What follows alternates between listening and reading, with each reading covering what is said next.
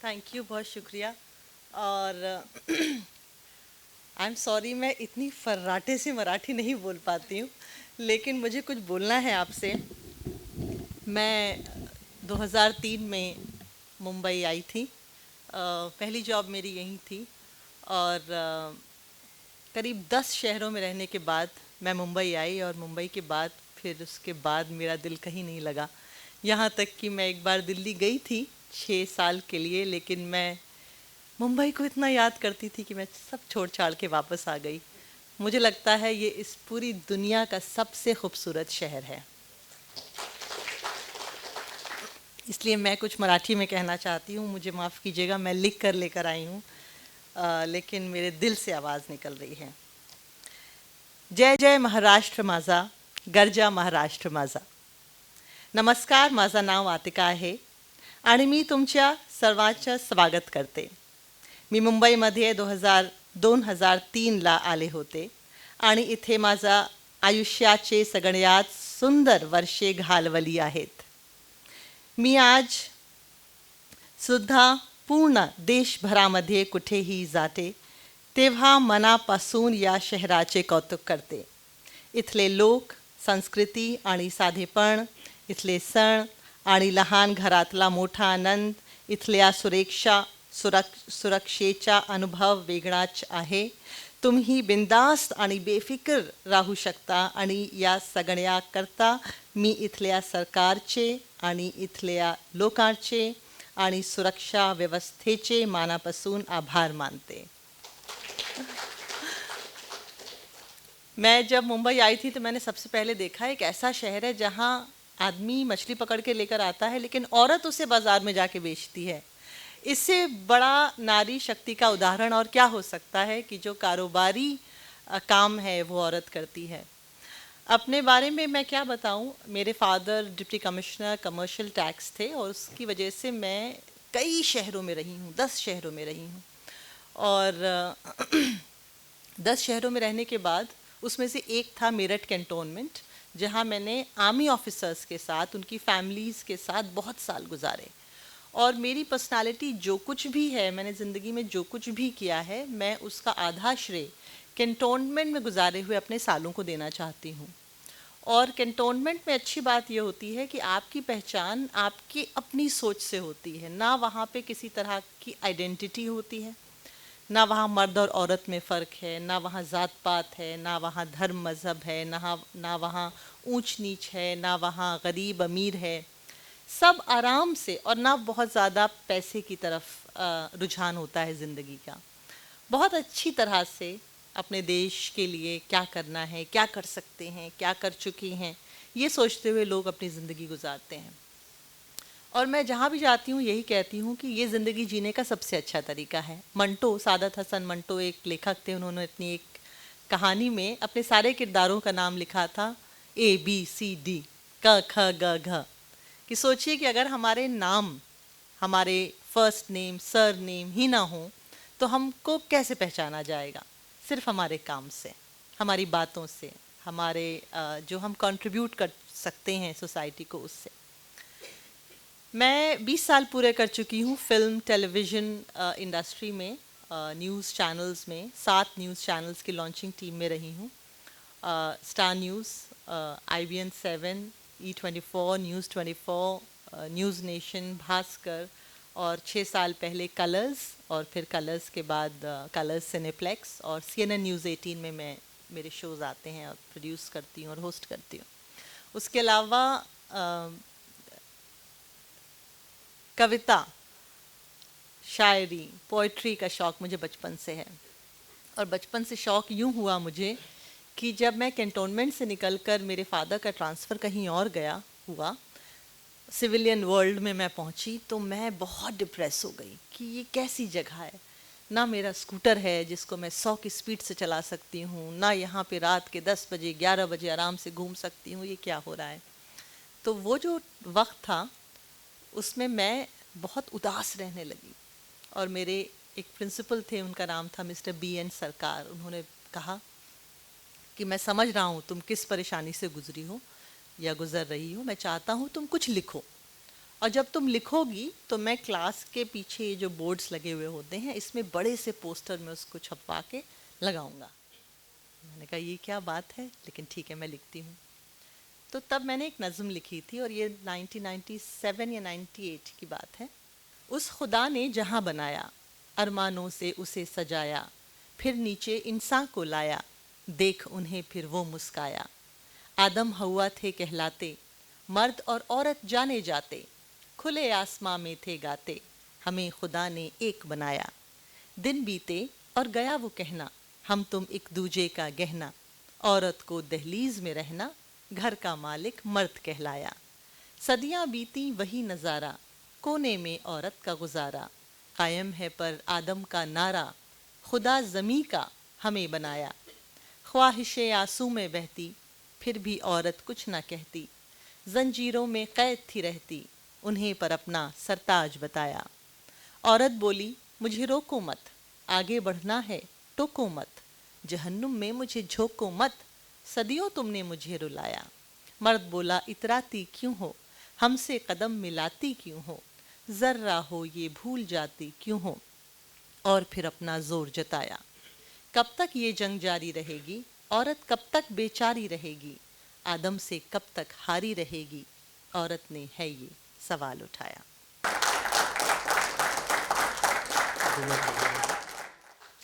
लेकिन जैसे जैसे मेरी ज़िंदगी के साल बीते मैंने ये समझा कि औरत की जो भी परेशानी है उसके लिए किसी और को जिम्मेदार ठहराना गलत होगा। हमारा जो मीडिया, टेलीविज़न चैनल्स, फिल्में पिछले कई सालों से हमें बताते समझाते आए हैं, ज़रूरी नहीं है कि वो सच हो। मैं एक ऐसी फैमिली से बिलोंग करती हूँ जहाँ मेरे घर में फॉर सम रीज़न बेटियाँ बेटों से ज़्यादा अच्छा करती हैं। मेरे सारे कज़न्स में मेरी जो सिस्टर्स हैं वो कोई वकील है, कोई डॉक्टर है, कोई कुछ है, कोई बिजनेस वूमन है।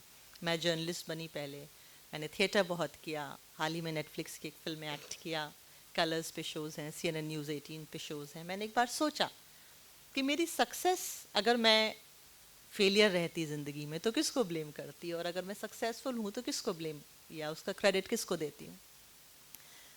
मैं अपनी सक्सेस का क्रेडिट अपने फादर को देती हूँ।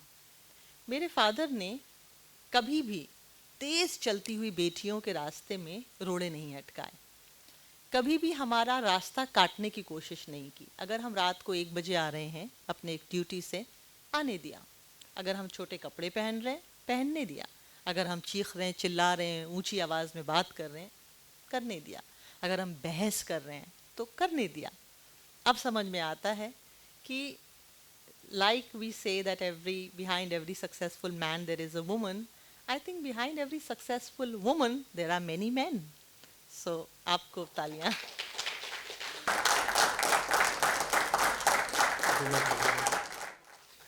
एक मेरा शेर था कि निर्भया के वक्त मैंने लिखा था कि अखबारों में क्यों छपे हर दिन तेरी वीरानी, जिस्म लहजा ही नहीं रूह को निखरना होगा, किवाड़ों के पीछे से आ सड़कों पे निकल, तारीख की बदरंग साजिशों से लड़ना होगा।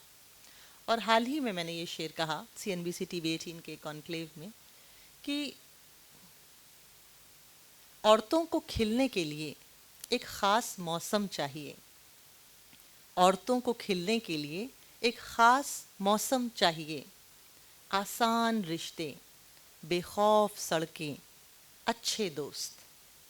औरतों को खिलने के लिए एक ख़ास मौसम चाहिए, आसान रिश्ते, बेखौफ सड़कें, अच्छे दोस्त।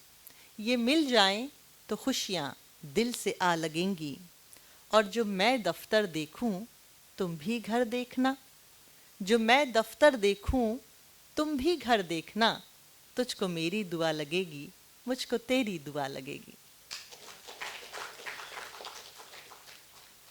मैं महाराष्ट्र के बारे में एक बात कहना चाहूँगी, ख़ास तौर से मुंबई के बारे में बात कहना चाहूँगी कि बड़ी ही प्रोग्रेसिव ज़मीन है ये।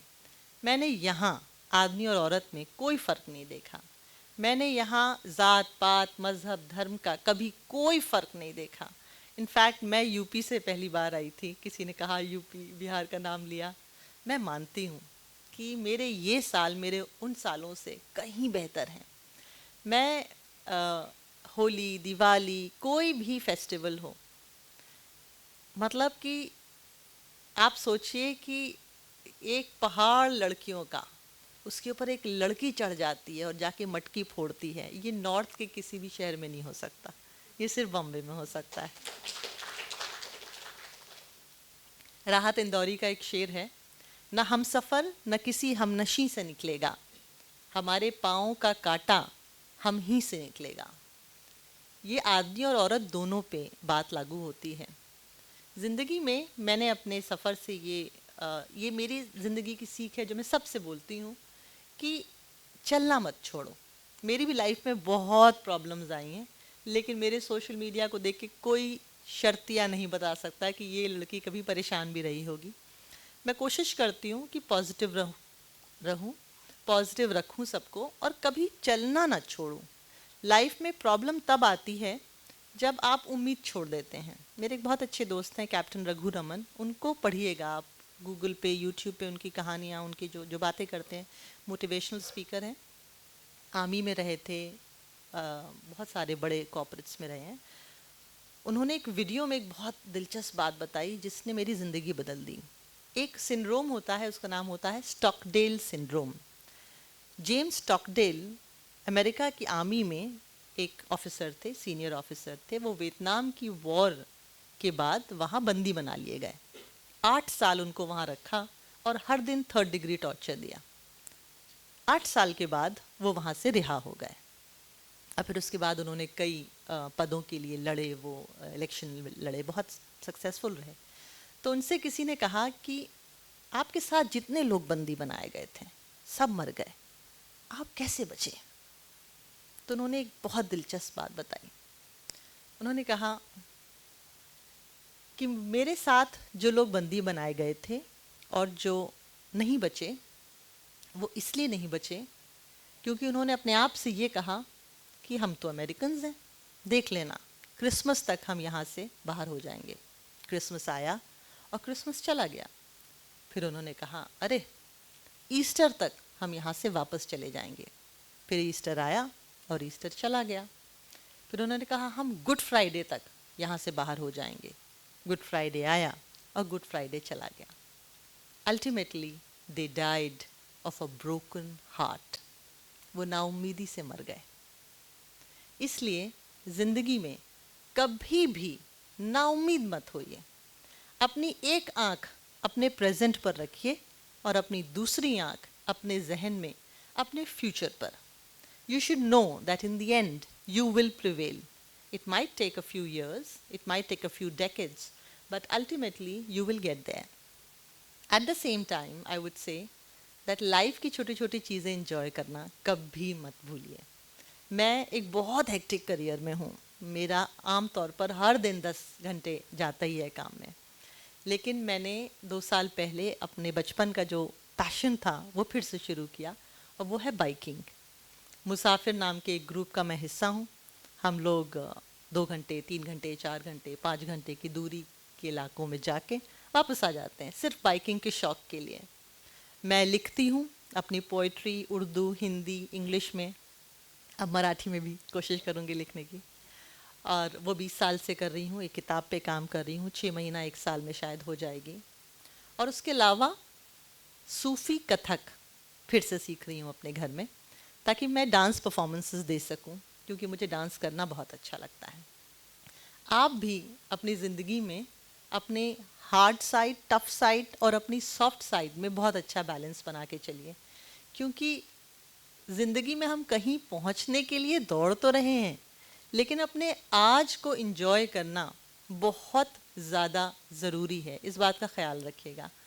और आज मुझे रवि ने, मनोज ने यहाँ बुलाया, मुझे बहुत अच्छा लगा, क्योंकि इतनी अच्छी बातें, मैं बहुत सारी चीज़ें आपकी कैच नहीं कर पाई, लेकिन मुझे ये पता है कि आप लोग विनर्स हैं लाइफ में। एक तो मराठी हैं, मराठी औरतें वैसे भी बहुत स्ट्रांग होती हैं बहुत स्ट्रांग होती हैं, बहुत मेहनती होती हैं।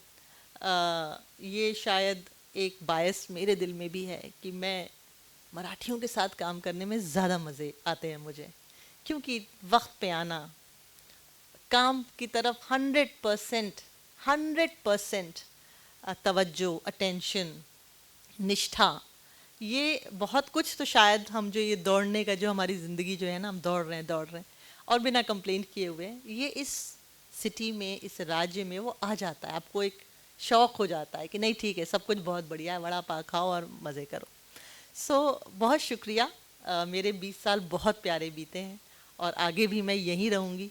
मैंने इस शहर में 24 साल की थी जब मैंने अपना घर ख़रीद लिया था, और कई जगहें ऐसी हैं जहाँ पे थोड़ा बहुत परेशानी होती है लड़कियों को घर ख़रीदने में, अकेले रहने में, प्रोफेशनल लाइव्स बिताने में। इस शहर में कभी मुझे कोई परेशानी नहीं। तो जय हिंद, जय महाराष्ट्र।